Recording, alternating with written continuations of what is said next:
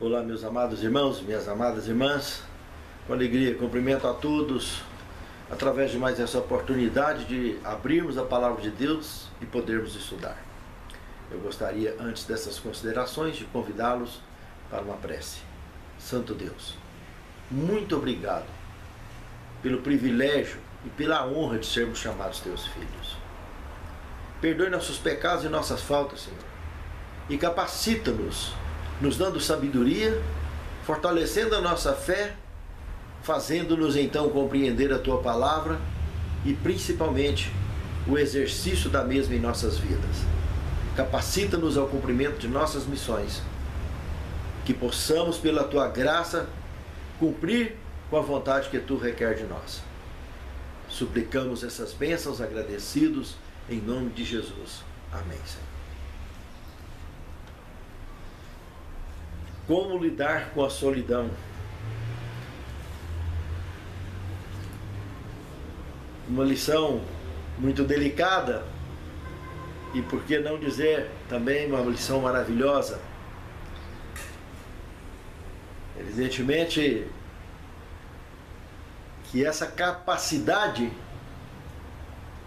a fonte sem erro para o êxito é em Cristo. O verso principal encontramos em Gênesis capítulo 2, verso 18, que diz o seguinte: Então o Senhor declarou: Não é bom que o homem esteja só. Farei para ele alguém que o auxilie, ele lhe corresponda. Veja que o texto é muito claro, que não é propósito de Deus a solidão. Nunca foi. Estudaremos no decorrer do tema que existem alguns casos, infelizmente, que acontecem nos inesperados que surgem nos ciclos de nossa vida. Mas o propósito de Deus é o que está revelado aqui. Não é bom que o ser humano fique só. Esse é o objetivo, é o propósito principal da nossa criação. Justamente para vivermos felizes. E a melhor maneira é essa que o Senhor nos apresenta na sua santa palavra. Podemos ver claramente aqui também nesse contexto de Gênesis que é a principal razão da vida conjugal. É evitar a solidão e alimentar a felicidade pela realização de ver a família crescer. Isso é uma realização no Senhor. Todos se realizam assim. Companheirismo, segundo tema. Aqui temos Eclesiastes, capítulo 4, verso de 9 a 12, que nos sintetiza muito claro que na vida conjugal existe uma parceria prazerosa de uma vida inteira caminhando juntos. Isso complementa a vida conjugal. E isso alimenta a vida conjugal, a parceria. A falta de parceria desgasta a vida conjugal. E se desgastar, cansa. Se cansar, enjoa. Se enjoar, dá problema. E muitos problemas. Agora, quando a parceria é real, como o texto bíblico apresenta, como o tema requer, é só alegria. Os ciclos da vida vão passando e o companheirismo cada dia mais aumentando e se fortalecendo, porque está conectado no amor de Deus. E não tem nada que segura uma relação dessa. Ela progride, ela cresce, ela brilha por causa do companheirismo. Se nós observarmos no Evangelho de João, no capítulo 16, verso 32, Jesus, quase no final do seu ministério, Jesus demonstra a preocupação, Jesus profetiza que os seus parceiros, seus apóstolos, iriam deixar ele sozinho. Sozinho. E começaria isso já lá no Getsêmani, quando ele chamou eles para orar e eles dormiram. Não velaram com ele. E depois, quando os soldados chegaram, nem se fala. Esparramou todo mundo. A hora que Pedro cortou a orelha de Malco, Jesus restaurou a orelha do soldado. E Pedro, percebendo que a atitude ofensiva de Pedro foi totalmente desprezada pelo Senhor, ele perdeu o chão. Ele não sabia mais o que poderia fazer. Porque tudo que ele achou que poderia fazer estava investido naquela espada. E a partir do momento que a espada não teria sentido ali naquele lugar, maturidade espiritual ele ainda não tinha para poder dar sequência dali adiante. Precisaria realmente de um tempo para poder recuperar, digerir tudo que Jesus falou e recomeçar a trajetória ao lado de Cristo. E por isso Jesus ficou sozinho. Mas quando Jesus ficou sozinho, antes de ficar sozinho, nesse texto que eu citei, do Evangelho de João, no capítulo 16, verso 32, Jesus fala que o meu Pai estará comigo. Eu jamais estarei sozinho. E isso é uma resposta para mim e para você também. Que Deus jamais abandona o filho seu. Realmente, solidão de fato, aquela solidão mortal, é só se for uma opção de escolha. Porque se estamos em Cristo e se temos de fato fé, o Senhor nunca nos deixa só. Pense nisso, amado irmão. Pense nisso, amado irmão. Terceiro tema, a vida de solteiro. Aqui nós temos um tema muito interessante para trabalhar. O que Paulo revela aqui em 1 Coríntios, capítulo 7, verso 25 a 34, nós podemos também conciliar esse conteúdo com Mateus, capítulo 19, o verso 12, que são palavras de Cristo, que tem uma maturidade plena ao apresentar esse tema da questão da vida de solteiro. Paulo, aqui no texto citado de 1 Coríntios 7, como em alguns outros pontos, aonde ele não encontrou registro bíblico suficiente, escrito, ele acabou dando opiniões pessoais de acordo com a cultura dele, da época dele, em alguns temas, e esse aqui é um deles, fundamentado na própria experiência pessoal dele e do que ele conviveu ali na sua época, assistindo problemas do gênero, do tema aqui levantado. Nós podemos aqui então, em suma, podemos dividir em três partes a palavra eunuco, que é o texto de Mateus 19, 12, que Jesus trabalha usando essa expressão de eunuco. Lá ele mostra três tipos de eunuco: o eunuco natural, o eunuco mutilado e o eunuco por conta própria. Vamos lá. O que seria o eunuco natural?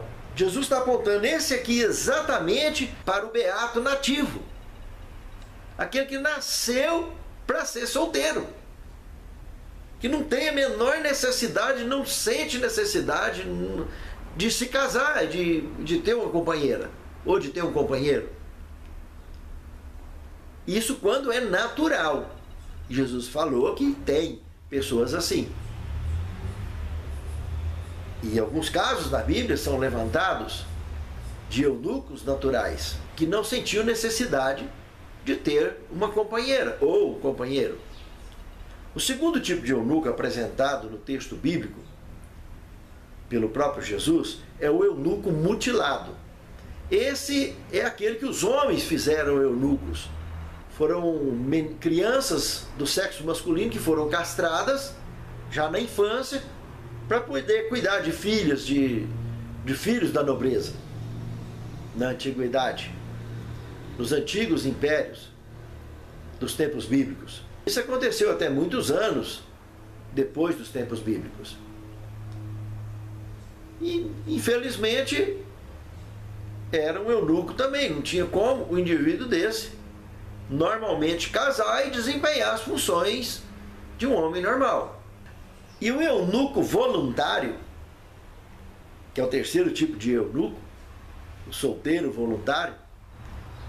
Esse aqui é um caso que Paulo trabalhou muito aqui no texto dele, aconselhando nesse sentido, dando muito conselho, inclusive, nesse sentido, de pessoas que se realmente conseguem viver sem se abrasar, sem sofrer, com a vontade realmente de se casar, que na opinião de Paulo ele acharia bem mais interessante do que simplesmente a pessoa casar e amargar com os problemas de uma vida conjugal que pode às vezes não dar certo. Mas em momento algum nós podemos tirar o foco do texto inicial do tema, onde Deus, o Criador, disse: não é bom que o ser humano fique só. Se não perdermos de vista esse foco, será mais fácil fazer nossas escolhas, com certeza absoluta. Porque de repente, uma escolha errada terá amargura, mas ficar só amargura é certeza, se não tiver preparo natural para isso, ou o milagre da bênção de Deus para que isso surja de forma voluntária. E solidão, irmãos, dói muito, é muito severo a solidão. Em qualquer idade, a solidão é muito dura, é muito severa. Não vale a pena. Nunca, jamais valeu.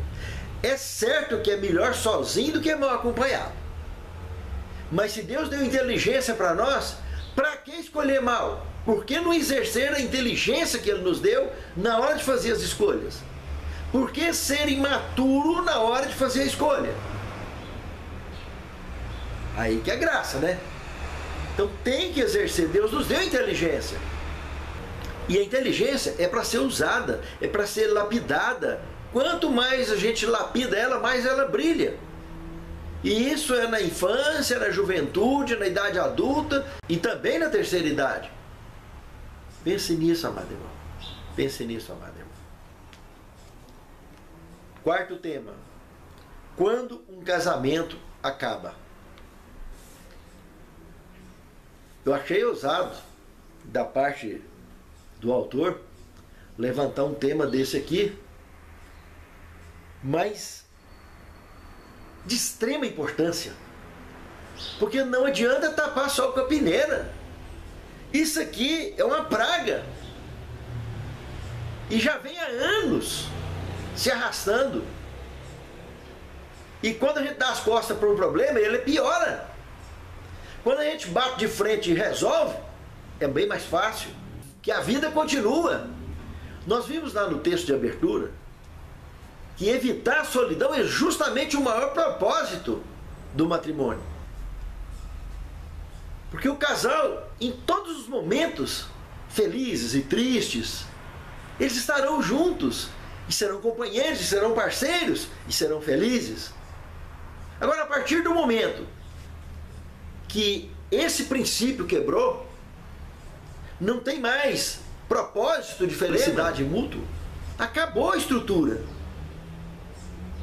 Esse casamento vai se sustentar em quê? Se todos os recursos já foi buscado,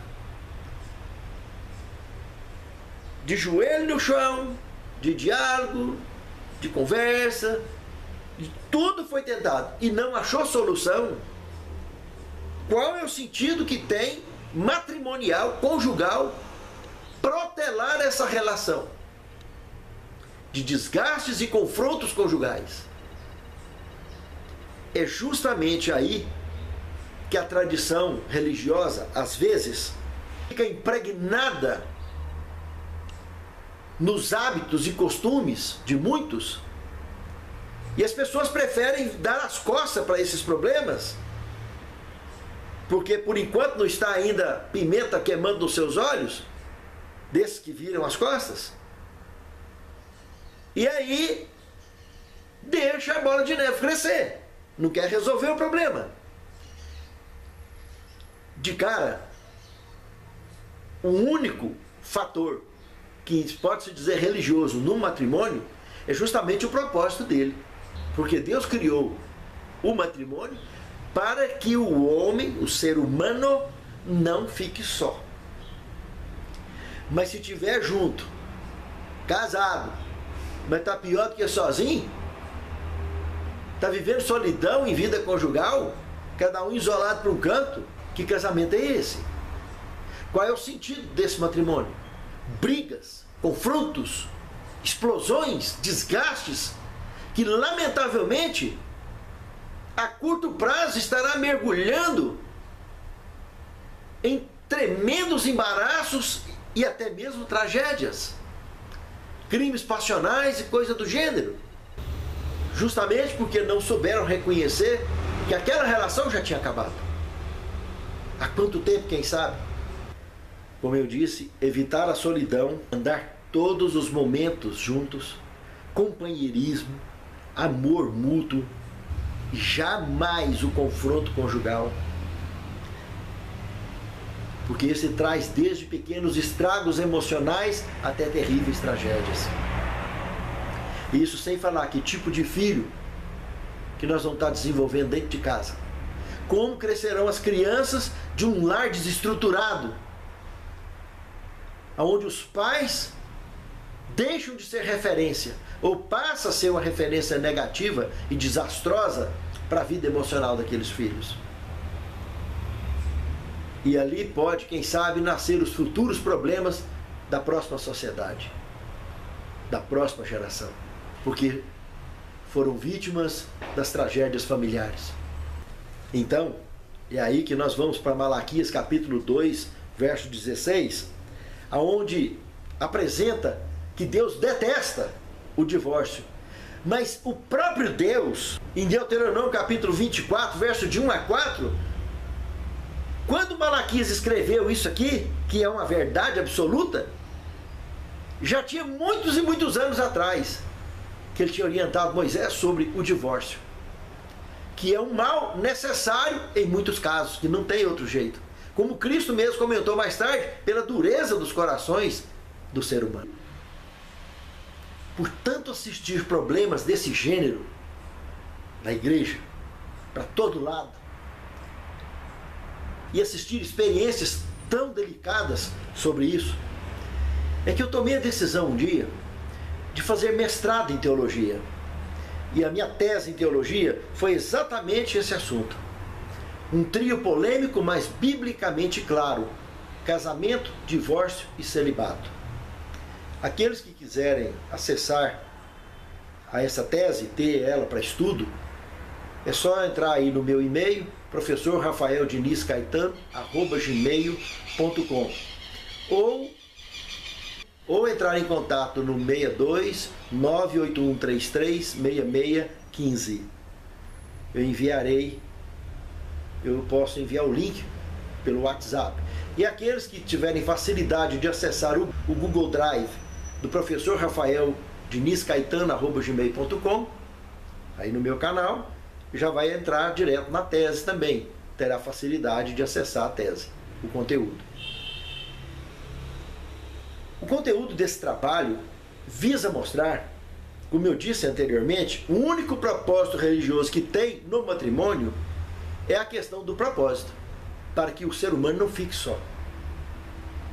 Mas não se esqueça que matrimônio, lá no Gênesis, teve um padrão. Na história da humanidade desenvolveu um monte de padrão que saiu daquele contexto. E por isso o Senhor não teve outra alternativa a não ser autorizar Moisés a estabelecer o divórcio. E isso fica claro, lembrando que Moisés não atuou como sacerdote ou sumo sacerdote, apesar de ser um levita. Ele atuou como um líder. O irmão dele, Araão, era o sacerdote e sumo sacerdote, e seus filhos. Mas Moisés foi um líder que governou Israel enquanto ele viveu. Era a liderança máxima. E ele é quem traçava as leis, baseadas na cultura da época e nas orientações principalmente de Deus. E essa aqui foi uma. Divórcio e casamento em si nunca foi ato religioso. Tanto que na Bíblia de Gênesis ou Apocalipse não tem nenhum feito dentro do santuário ou dentro de igreja. É um ato estritamente civil.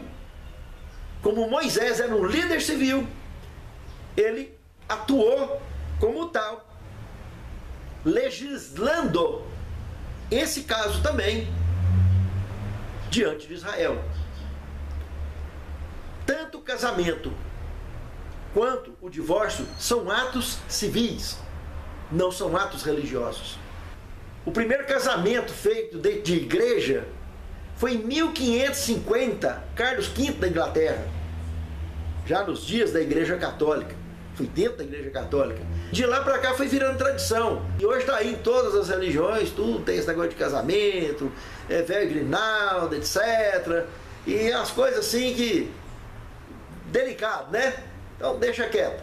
Mas casamento, só o juiz de paz é que faz e só o juiz de direito é que desfaz, que é o divórcio. Portanto, é um ato estritamente civil. Deus detesta o divórcio, isso é bíblico. Mas se for um mal necessário, nós não podemos esquecer do terceiro e último ponto desse tema aqui, que o único pecado imperdoável é o pecado contra o Espírito Santo. E divórcio não é pecado. Nunca foi. Ainda que fosse, o único pecado imperdoável é contra o Espírito Santo. Isso está bem claro em Marcos capítulo 3, versos 28 a 30. Imagine só, meus irmãos, qual é o sentido que tem um casamento desgastado, que já perdeu o foco há muito tempo. As pessoas vivem isoladas dentro da mesma casa.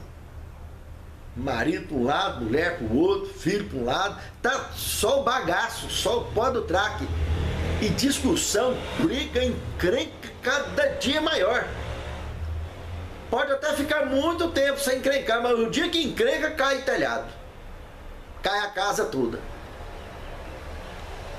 É muito triste, irmãos.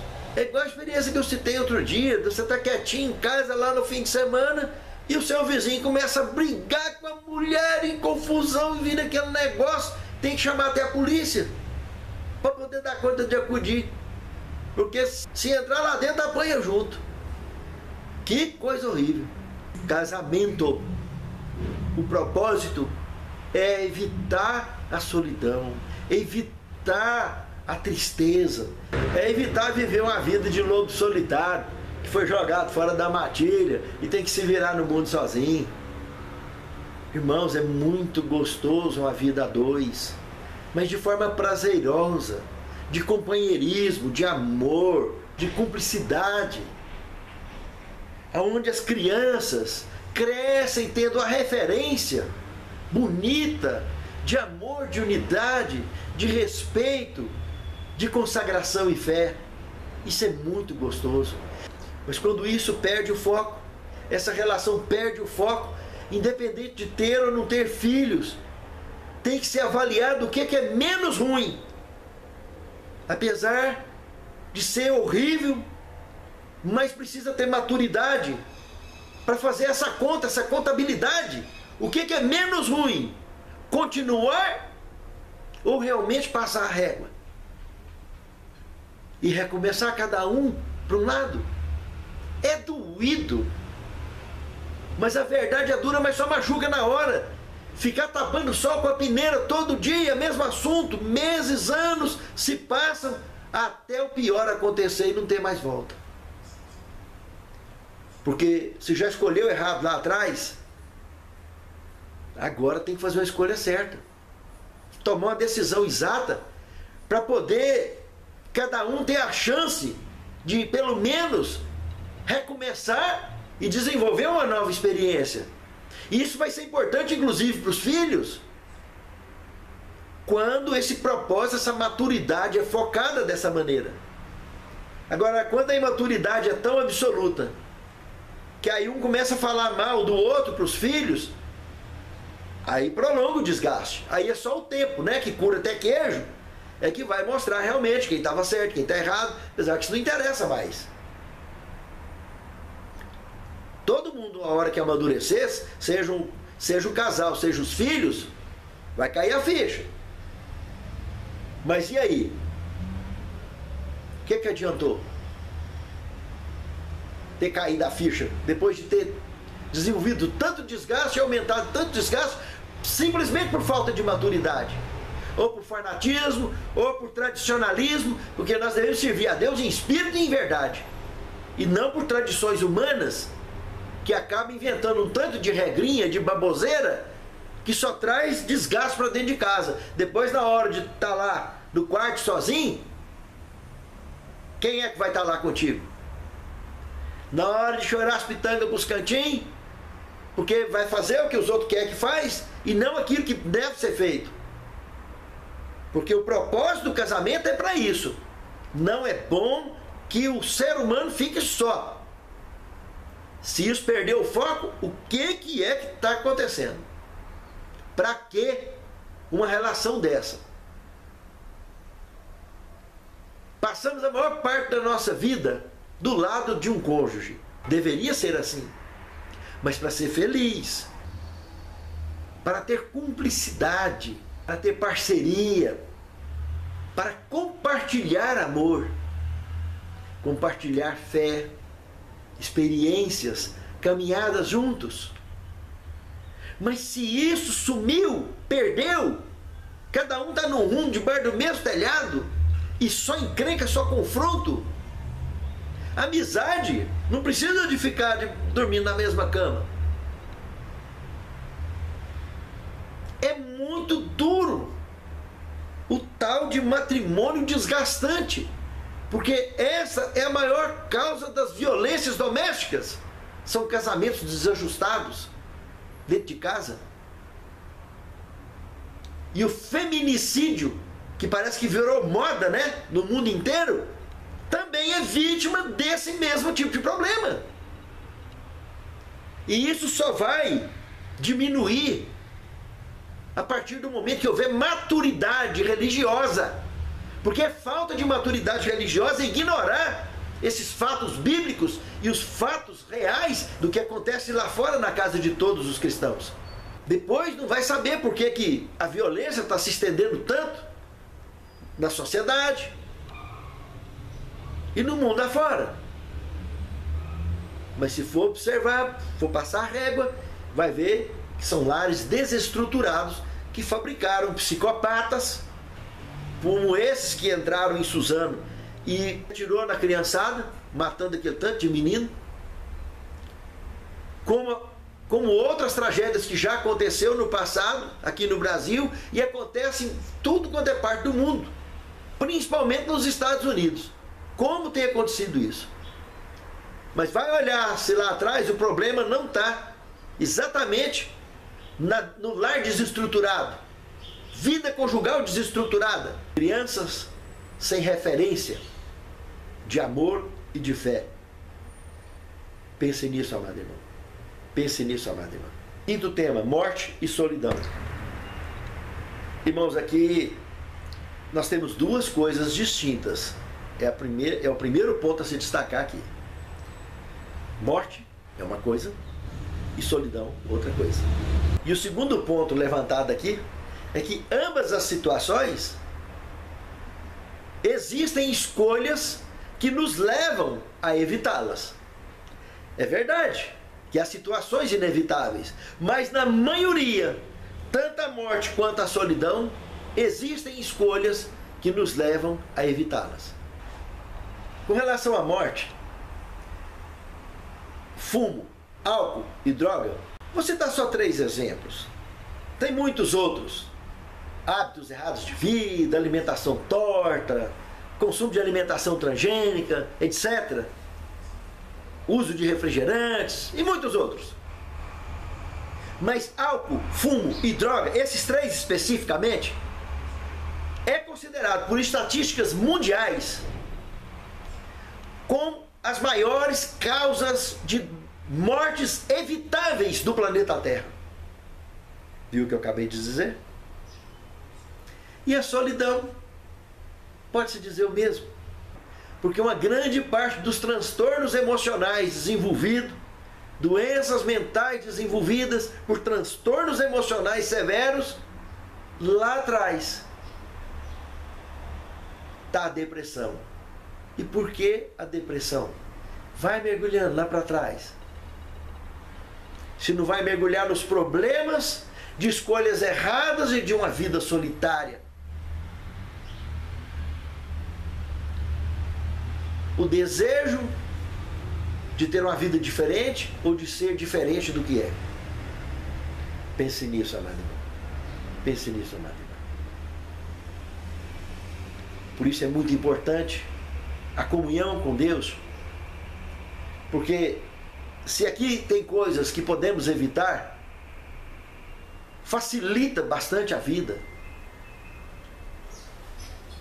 Se tivermos que apenas enfrentar os problemas realmente inevitáveis ou inesperados nos ciclos de nossa vida. E mesmo assim, lembrando daquele texto que eu citei lá atrás, do Evangelho de João, capítulo 16, verso 32, mesmo assim, Jesus, sabendo que ia ficar sozinho, garantiu para eles, para os apóstolos, que meu Pai jamais vai me abandonar. Que Deus jamais abandona um filho seu. Aí a maturidade da fé que nos leva a ter preparo para enfrentar tanto a morte quanto a solidão. Inevitável. Pense nisso, amado irmão. Pense nisso, amado irmão. Sexto tema, espiritualmente solteiro ou solteira. Nós temos aqui 3 textos bíblicos que o manual sugere, que é Isaías 54, 5, Oséias 2, 19 e 20 e Salmo 72, 12. Todos os 3 textos aqui mostram que o Senhor é companheiro nosso em qualquer situação de nossas vidas. Está do nosso lado, nos fortalecendo, nos motivando e nos guiando o tempo todo. A primeira coisa que eu gostaria de destacar aqui, sobre esse tema espiritualmente solteiro ou solteira, que a única maneira de evitar esse risco é fazendo a escolha certa. Para quem será seu companheiro ou companheira de jornada para viver ao seu lado. Porque se escolher errado, vai correr o risco certeiro de ficar sozinho dentro de casa e perder a estrutura conjugal proposta por Deus na criação do casamento. E aí começou a isolar dentro de casa, é questão de tempo, a casa cai. Pense nisso, amado irmão. Pense nisso, amado irmão. Escolha direitinho lá atrás. Porque consertar com o carro andando não é fácil. Mas o milagre acontece. Precisamos exercitar a fé. Para quem já está com o carro andando, não tem outro jeito.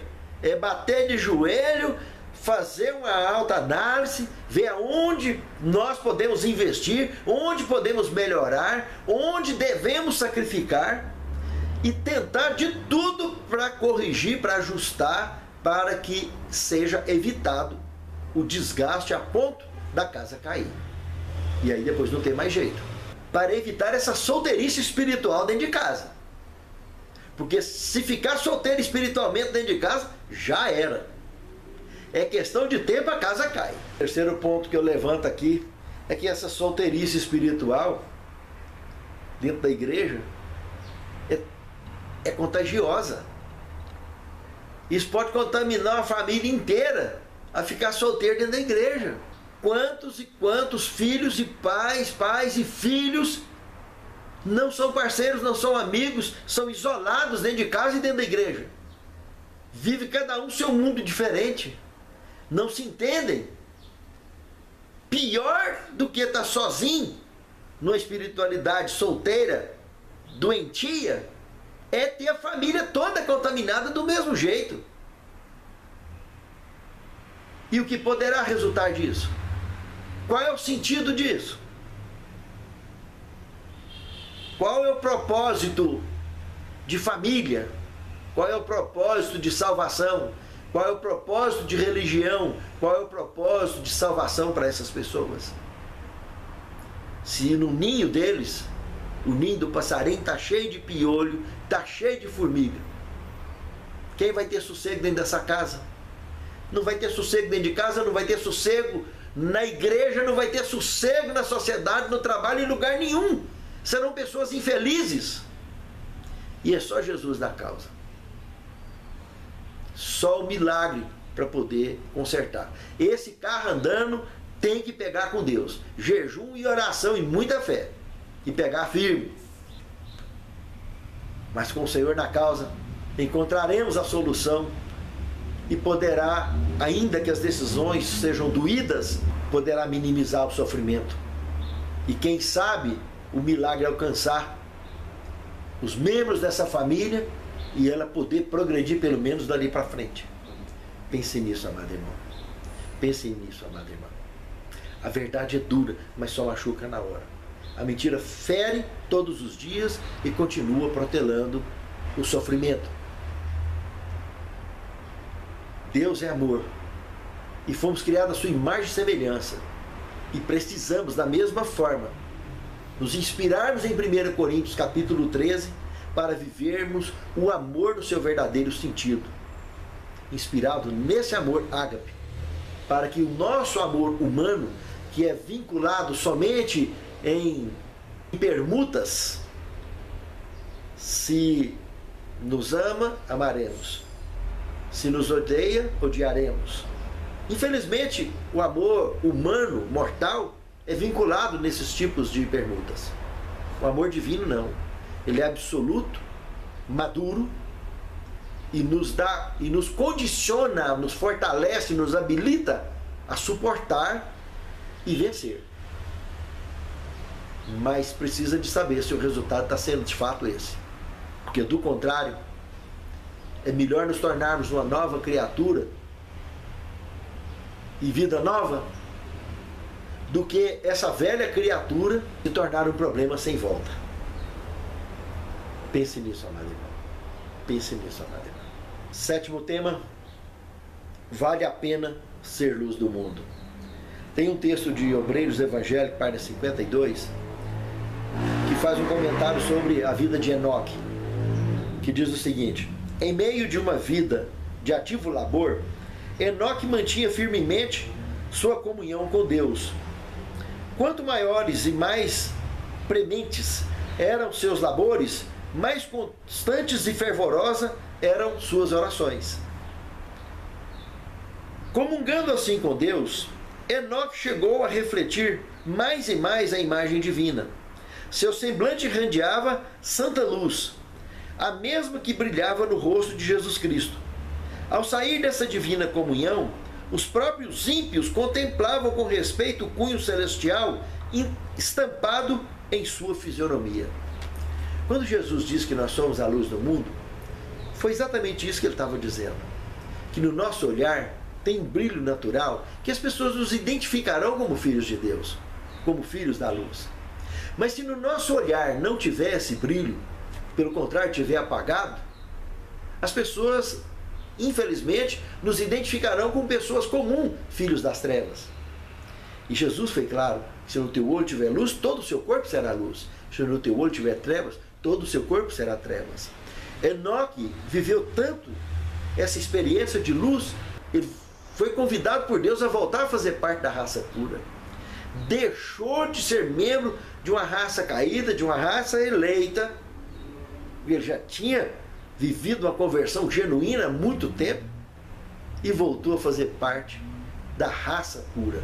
Foi transformado vivo e foi morar com Deus. E quantas descendências já não tinha na face da terra? Com certeza, diversas e diversas gerações. E é um exemplo para nós hoje. Outro foi Elias, que muitos anos mais tarde viveu uma experiência semelhante e foi vivo no carro de fogo. Outro foi Moisés, que apesar de ter morrido, foi ressuscitado. Tanto Elias quanto Moisés, depois de 1000 anos que Elias foi para o céu, o companheiro dele, Moisés, de 500 anos antes, os dois, que já eram morador do céu, veio visitar Jesus quando esteve aqui na terra. O registro que nós temos lá do Tabor, da transfiguração. Meus amados, nós somos Elias modernos, Enoques modernos e Moisés modernos. Terça-feira passada, quando eu gravei a lição de número 3, eu fiz um comentário de um amigo da família que eu fui sepultar na terça-feira. Hoje sepultei uma amiga de juventude. Tanto ela quanto o marido eram meus amigos. O marido continua meu amigo até hoje. Esses inesperados da vida acontecem o tempo todo, irmãos. E é somente olhando para o autor e consumador de nossa fé, para a fonte de luz da nossa vida, é que conseguiremos continuar vivendo como luz do mundo e sal da terra.